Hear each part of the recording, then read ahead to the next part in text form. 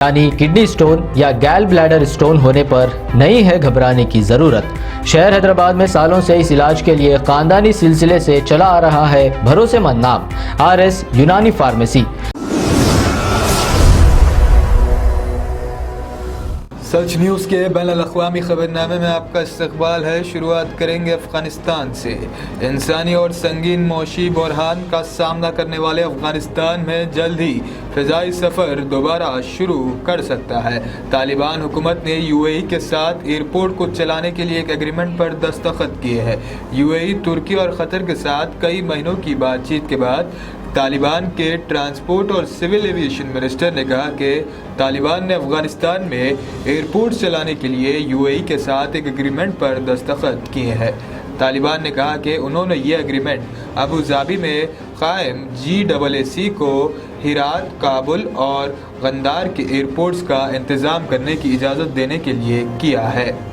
طالبان کے نائب وزیر برائے ٹرانسپورٹ اور سول ایویشن غلام جیلانی وفا نے پہلے نائب وزیر اعظم ملا عبد الغنی برادری کی موجودگی میں GAAC کے نمائندے کے ساتھ ایک معاہدے پر دستخط کیے۔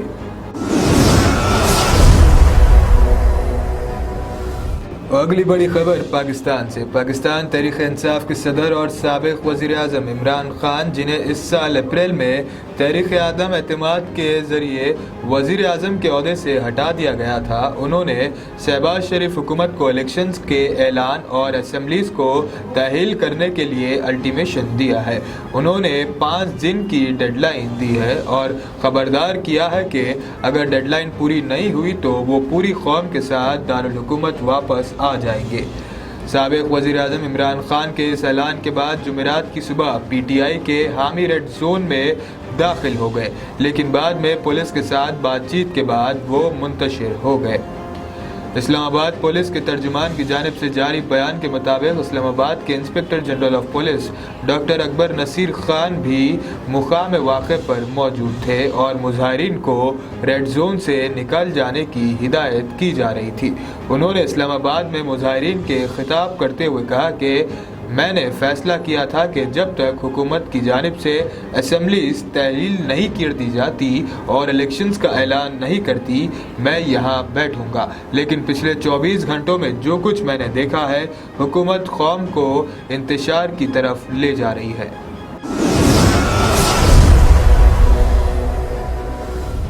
اگلی خبر ترکی سے۔ ترکی اور اسرائیل نے تاریخی مذاکرات کے بعد 2 طرفہ تعلقات مضبوط بنانے پر اتفاق کیا ہے۔ ترکی کے وزیر خارجہ مولود چاوش اولو نے اپنے اسرائیلی ہم منصب سے کہا کہ انقرہ اسرائیل اور فلسطین کے درمیان بات چیت میں مدد کے لیے تیار ہے۔ پچھلے 15 سالوں میں ترکی کے کسی اعلیٰ عہدیدار کا اسرائیل کے یہ پہلا دورہ تھا۔ ترکی اور اسرائیل سیکورٹی، سفارتی اور ایک گیس پائپ لائن کی تعمیر کے ساتھ اقتصادی تعلقات میں مزید پھیلاؤ چاہتے ہیں۔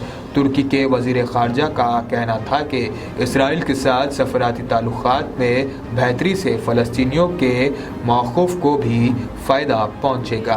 مارچ میں اسرائیلی صدر کی انقرہ میں صدر ایردوان کے ساتھ ملاقات کے بعد دونوں ملکوں نے آپسی تعلقات میں ایک نئے دور کا اعلان کیا تھا۔ بڑی خبر افغانستان سے، جہاں ہونے والے 4 مختلف بم دھماکوں کے نتیجے میں کم سے کم 16 افراد ہلاک ہو گئے ہیں۔ مزار شریف میں 3 چھوٹی مسافر بسوں میں دھماکے ہوئے، جن کے نتیجے میں وہاں کم سے کم 10 افراد ہلاک اور دیگر 15 زخمی ہوئے۔ داعش نے ان حملوں کی ذمہ داری قبول کر لی ہے۔ ہلاک ہونے والوں میں خواتین اور بچے بھی شامل ہیں۔ اسی طرح کل کابل کی ایک مسجد میں بم دھماکہ ہوا، جس میں 6 افراد ہلاک اور 18 کے قریب زخمی ہونے کی اطلاع ہے۔ طالبان کے اقتدار میں آنے کے بعد ایسی ہلاکتوں میں کمی آئی تھی، لیکن رمضان کے مہینے سے داعش نے اپنی ایسی کارروائیوں میں اضافہ کر رکھا ہے۔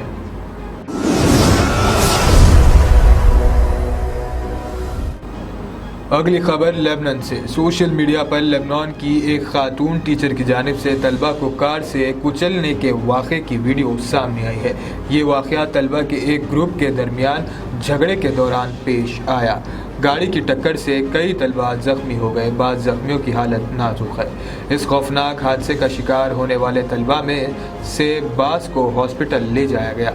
ये वाक़या जनूबी लेबनान में मारिजा के मुकाम पर पेश आया।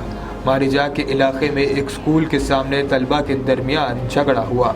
दोनों ग्रुप्स ने एक दूसरे पर भरपूर वार किए और चाकुओं से भी हमला किया। इस दौरान एक तेज़ रफ्तार कार हुजूम की तरफ आई और कई अफराद, जिनमें ज़्यादातर तलबा थे, जिनको कुचल दिया।